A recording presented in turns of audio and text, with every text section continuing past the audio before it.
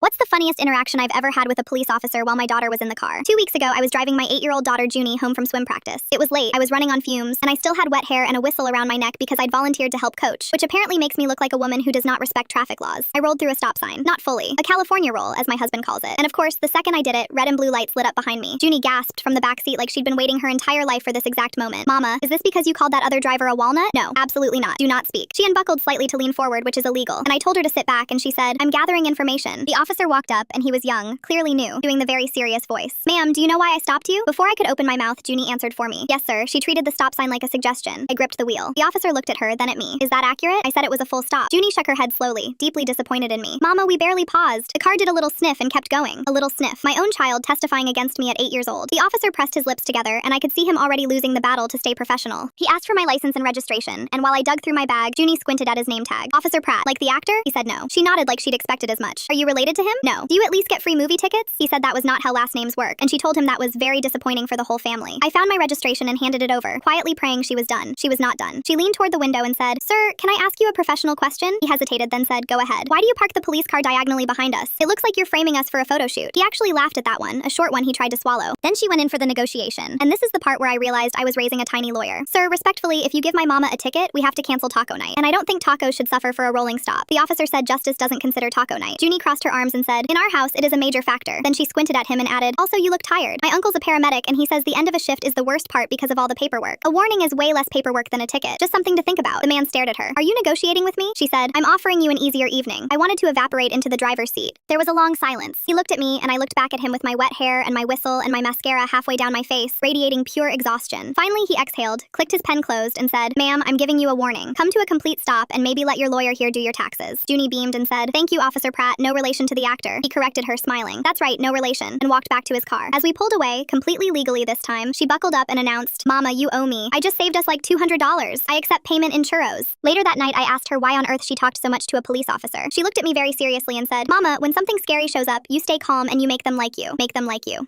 She's 8. The next week, her teacher emailed me because Junie had written a personal essay titled, How I Used Charm to Reduce My Family's Legal Expenses. And apparently the final line was, A good personality is a renewable resource. Use it wisely. Her teacher gave her full marks and a note that said, Concerning but impressive. I don't do rolling stops anymore. Not because I finally respect traffic law, but because I am genuinely afraid of what my daughter will say the next time.